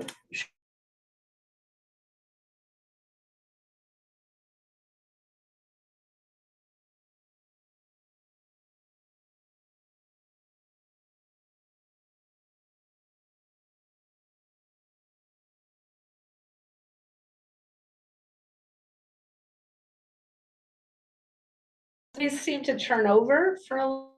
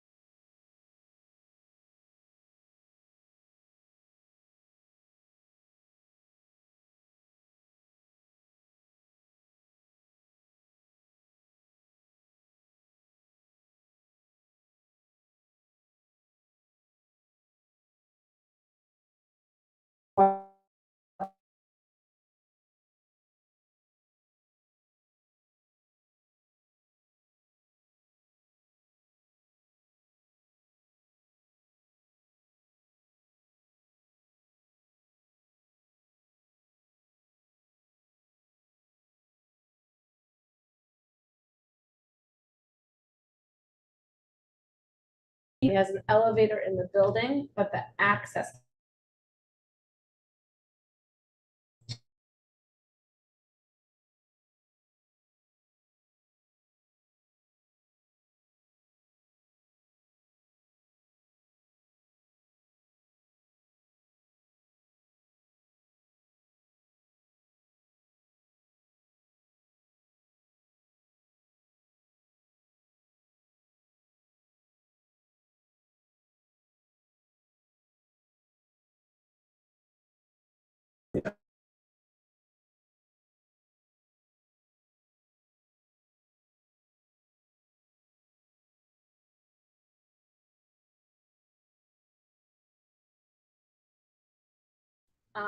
Should I just leave a comment here?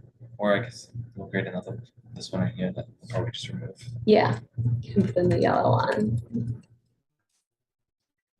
Air conditioners at Joan of Arc, that we definitely have to check, because that actually is quite likely to have changed.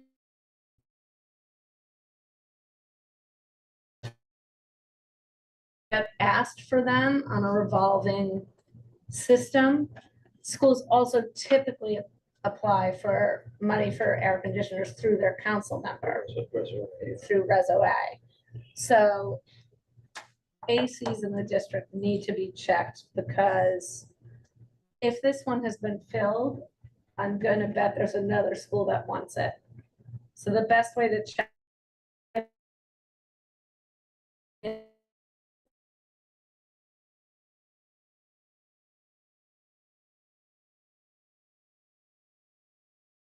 And then they will have last year's ones, because those Reso A requests, like the public requests, don't happen, I think, until the spring. So if they're like, we don't have it or it's filled, then we can go to the next level and look at the schools. So I'll check the ACs. Can I get someone to check the accessible school?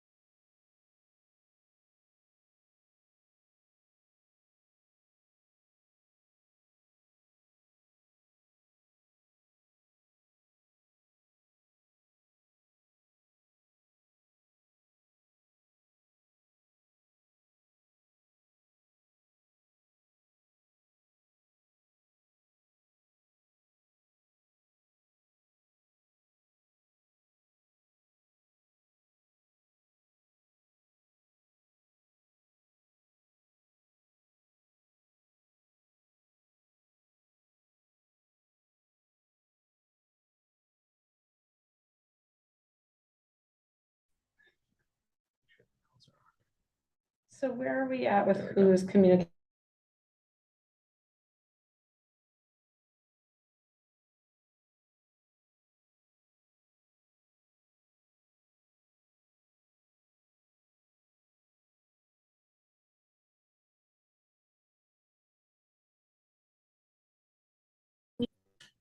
How do we get access to this list?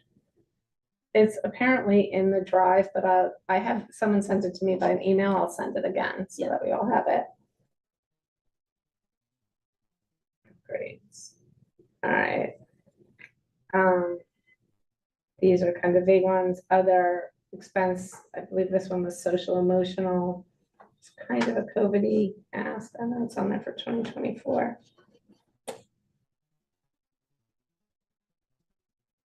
Professional development dollars. This also ties into the new literacy program that came in.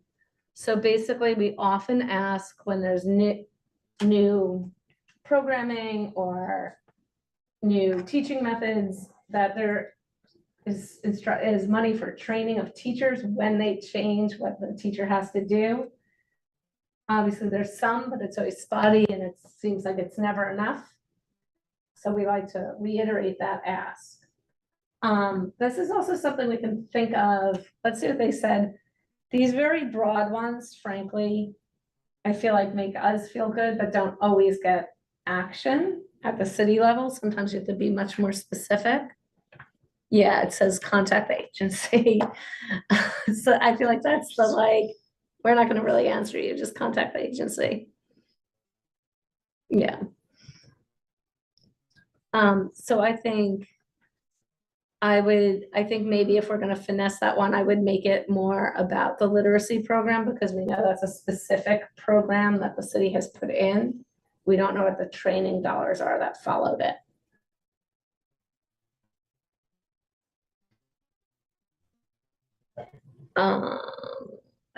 Other educational programs, UPK. So this was with CBOs. This is actually a little bit more complex now that we are asking for more UPK and 3K seats in a DOE location.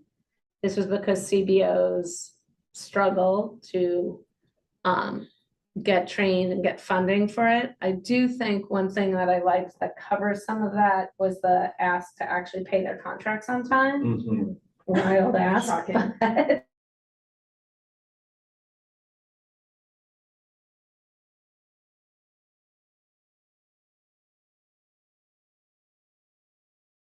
no, I think, do we want to prioritize that since we Sure. had a resolution on it? I think we Right. should prioritize the paying of social service Absolutely. contracts. All right, so let's bump that up the list. By the way, it seems to be improving a little bit, Oh, really?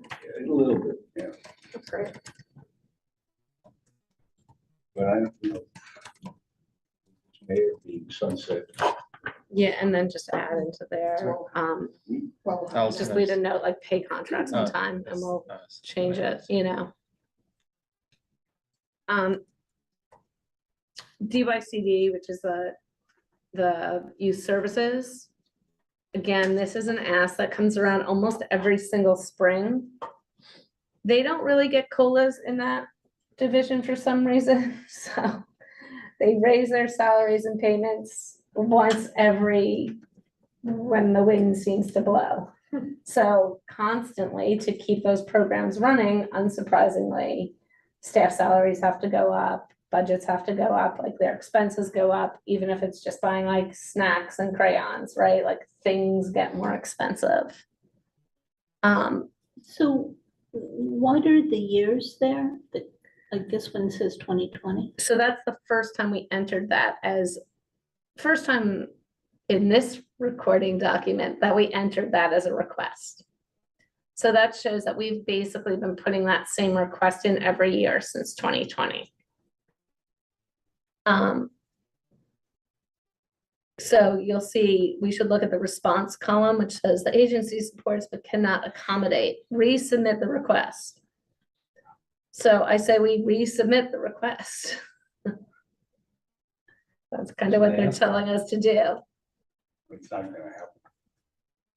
Yeah, so that is a two-part. So one is like the COLA for that, and then the second one is for additional youth service programming. Again, that's kind of a perennial one. We're always asked. We don't have as much programming as we have demand.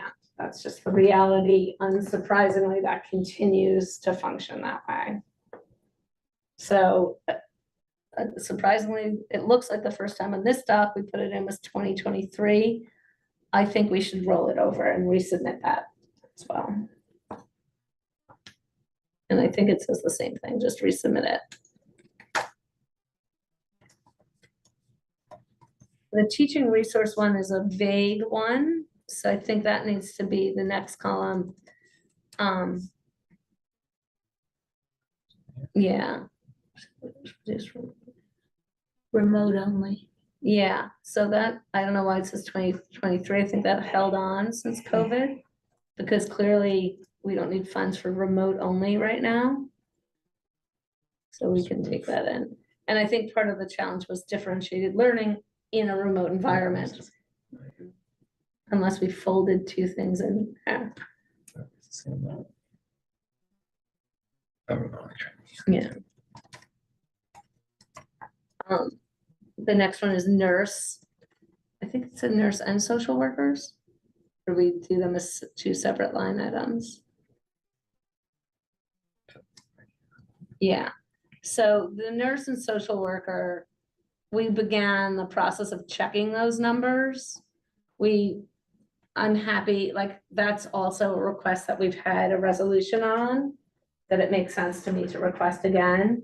What I do like to do in that is be very specific. So we did start checking who has what, so that when we're asking for it, we're asking for a specific school, right? Because like most of the schools actually happily have more of this than they did when we first started putting this request in.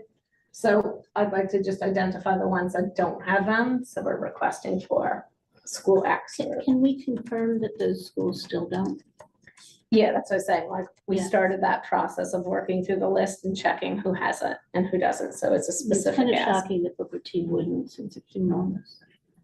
It also has a health service thing with Ryan Health Center. Okay. So if somebody has a problem, they go to Ryan Health, they're sent to Ryan Health. It's in the building. It's for the building. Okay, I Yeah. see what you're saying. So why do we need it for Booker T if they have a health center there? Well, that's what we have to check to see if they have a school nurse. Yeah, if they have access to it. But Booker T shouldn't need it, but I think we need to, they're on the list. I do know we started that in August. We started working through it to confirm with every building who has a social worker and who has a nurse. So we'll only include the ones that do not have them. I can report that 452 just hired a guidance counselor in addition to the social worker they had at staff. Okay. And the ask with the social workers, if they're full-time. Yeah, she's full-time. Oh, that's good. All right, because some, get split social workers. Well, we said 452 needs a second social worker. Right, and I'm wondering if they tried to fit that by having a Guidance counselor counselor. 'Cause instead. The way they presented him was that he works with the social worker. Like, Yeah. So, Do you want to reach out to them and ask if that seems to satisfy that need? sure, Yeah. Still Scott? yes. Okay, yeah. Project Open Arms, is Naveed still on the call by any chance? No. All right, because he could update us on, it certainly doesn't exist under that title anymore, and there have been big shifts in our need for immediate seats for new migrants. We're just not having the numbers in any way. I do know that 2 shelters in the community have closed recently, family shelters, because of lack of demand. It wasn't because people were like booted out. School I'm on the board of lost 25 migrant students after they enrolled over the summer, they were moved. And they hired teachers for those classrooms. 25 and then they students, moved. that's a big hit. That's a big hit, yeah. They didn't try and employ like the underground railroad thing to have him stay. They tried everything. Okay, Could not, you know, they could find housing for the families in the district, I guess. it's not in this district. All right, Across town. wherever it is. I think they moved that, a lot of them moved that town. Oh, That's the next step after, you know, the shelters, they move, they don't stay in the city. So I think I will check in on this and actually we have enough point people that we can ask, because there was a lot of like well-organized groups and people in the community that were working with Project Open Arms, even if it's under a different title, which it certainly is by now. I would like to hear about what like the migrant needs are right now, and if there's a request that we want to put in that. That's also, ever since the pandemic, that's something we've had a resolution on almost every year. So I do think we need an update on that to find out if there is still demand. And if there is, though, because we have these previous resolutions, I think we can roll it over into the DNS without a new resolution. Yeah.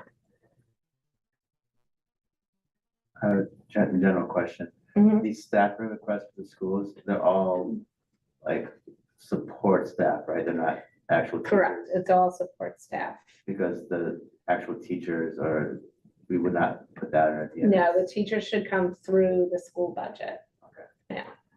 Is it important to talk about the pandemic with respect to the need for the social worker? I mean, don't we just need a social worker for kids? We can take the pandemic language out, yeah. It's like definitely stuff that just keeps rolling over.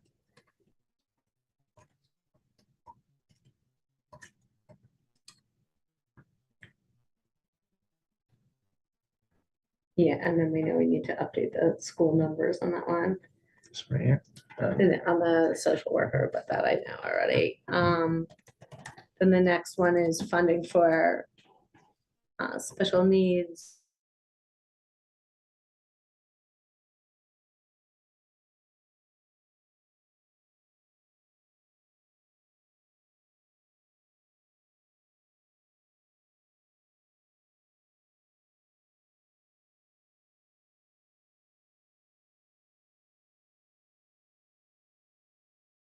Right, like if their needs are being met in the after-school programs, if they have access to extended.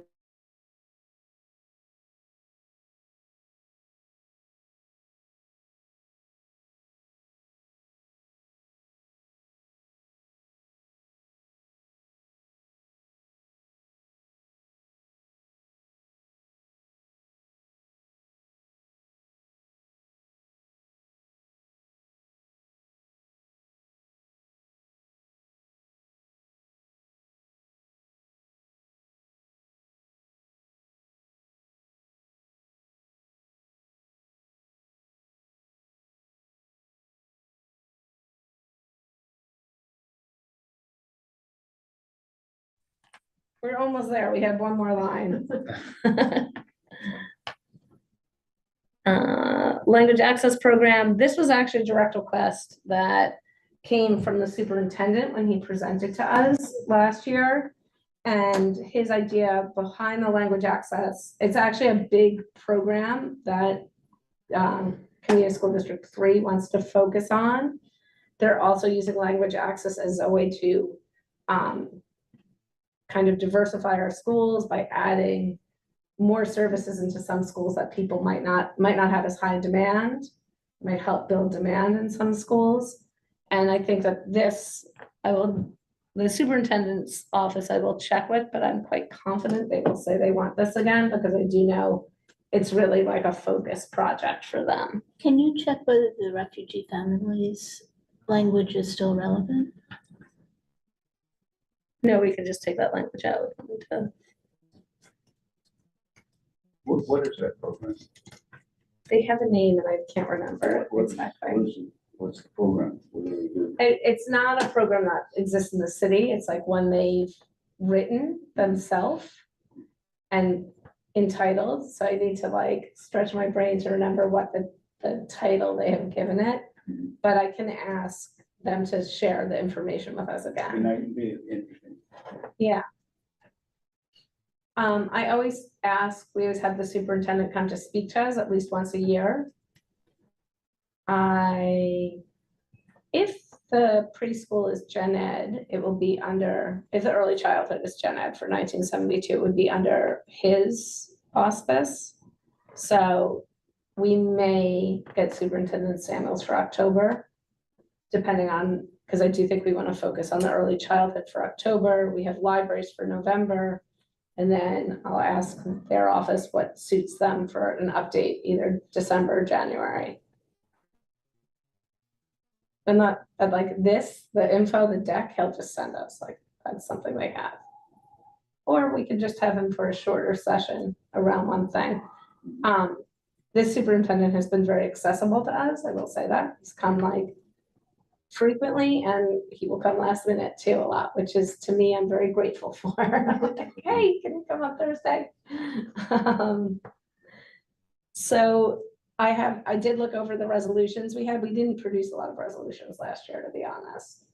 So I don't think there are any we missed on this list. Are there anything that you all think were outstanding issues that we didn't include on this list that we discussed over the last year? Is there a way we could, it's not really a straight programming or funding request that we have around 1972. Like, the reality is, if they open the school and they have the bodies, then the funding comes with it. So I do somehow want to like elevate that that's our request, that we want an early childhood center. Can we talk The way about, these requests work are a little funky because they're really a financial request. but can we talk about outreach to families about the existence of the early childhood education program? Yes, Yeah, absolutely. that's the top of my list, is that the city does a terrible job of educating parents.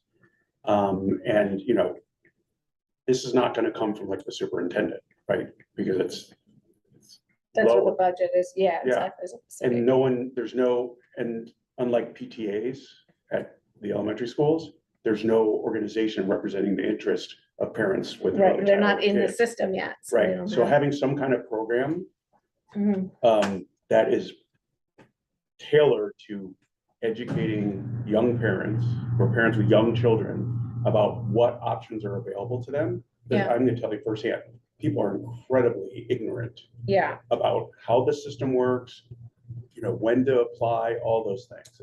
And they have to, like, you know, people are asking questions on the Upper West Side Moms Facebook page, right? yeah, That's not a smart way to disseminate information. yeah. And then you get the kind of gray information that might not be completely accurate. Yeah. So having some kind of program that, you know, that was a mix of in-person and online that offered, you will get a lot of buy-in from Yeah. parents. All right, so let's put a line item and then we'll fill it out. And I'm going to, because I haven't like tasked anyone with this stuff, and I really love to task other people with it. But early childhood, we have a task force, which you guys are on. So guess who gets to write this one? Okay. All right, that task force gets to do it. By the way, there's a great new show on HBO called Task. Yeah, we watched the first episode. Sunday nights. It's only been 2 episodes so far. It's a 7-episode Yeah. series starring Mark Ruffalo. It's really It's good. the same showrunner as Mayor of Easttown. Yeah, yeah, And it's set in the same area of Task Force, Pennsylvania. so it's not- Pennsylvania. Yeah, Task Force. It's like Philadelphia. So look for it. It's like, it's out. Dan, what kind of idea do you have in mind? Then? Are you thinking like info sessions or like something more substantial than that in terms of educating these new families? Like a formal program that would get publicized, and, you know, like I said, I think having a mix of like in-person sessions where people could, that are, you know, if people really want it, but it's something that could be easily done online. Yeah. And, you know, just walk them through, like if you have a 2-year-old, right? Like you start thinking about this stuff. Yeah, like, so, you know, we were hyper vigilant about it, but like we found out that if you enroll as a 2-year-old at the Westside YMCA in their paid childcare program, you get not just priority, pretty much guaranteed in the 3K program. Wow, interesting. Right? Wow. when I told this to You just had to people, pay for an extra year. well, no, but you're gonna pay it for a In two-year-old. no matter- someplace, yeah. So when we told other parents about this who were already, gone somewhere else, Right. they were furious, right? Not they were furious at us, but they're like, why didn't I know about this? Yeah. Right? And that's just one example. And I think, The question is how you get information to parents. How you identify the parents. It's post it on again, rather than having the information disseminated through a Facebook page, post the Find it out the here. promo Go to for the there, yeah. information session on these places. We know where parents gather. It's not, it won't be hard to get the information about the info sessions to people. maybe go to playgrounds and, I was gonna say, we hear, the housing project. Yeah. Yeah. The tenants associations. Yes. It's gonna take footwork. yeah, sometimes there's a place for an old fashioned flyer. Yeah, Right. yeah. Bulletin boards, yeah. And that may be the best way to do Yeah. that, yeah. Well, we could start at the daycare centers, right? Yeah. Right. Bright Horizon. Yes. Sure. Uh, all right, I think we hit like the main things. So basically, I need to put a time frame on this. Let's say 2 weeks to get this. Let's look at the calendar. You guys are a little off the hook because I think we should put the early childhood information outreach on the October agenda. Okay. Because I think it could be a big project, like it could be exciting if we got something really interesting done, right?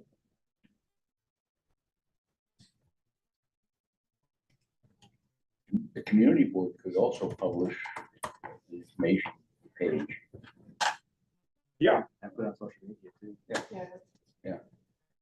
And then Well, hire a plane with Skyride. one idea that I think it's worth floating is, given that this is a massive citywide problem, ask the Dewey to fund a couple of pilot programs Yep. and give the community board responsibility for executing on. But is DOE's, are they out to find these kids, or they're just as happy that they're not? Right. Well, their actions already settle that, like they Ostensibly, they have family welcome centers. They are not the most successful aspect of the DOE. As a matter of fact, they've been like a particularly weak point and really problematic for some schools, and there are simply not that many of them. I guess technically that would usually fall in that, but early childhood kind of often gets its own line. So I think that's where you could like leverage that. It needs to do something innovative. Yeah. Yeah. So by October 3rd, I want to have a draft of this stuff round to you guys. Why doesn't that task force thread start a little thread about it amongst the task force, and we can discuss it, like, but maybe have some ideas, lined out in your mind at least for the October meeting. Okay. All right. Good. All right, is there anything else we need for the DNS right now? No? All right. I think we can call the meeting to a close. Do we already have a date in mind for October for the committee meeting? We're always the third Thursday, so we're the Third Thursday. 16th. Yeah. I'll be on Zoom, I'm gonna be in Sicily, so. Oh, nice. Yeah. Maybe we should have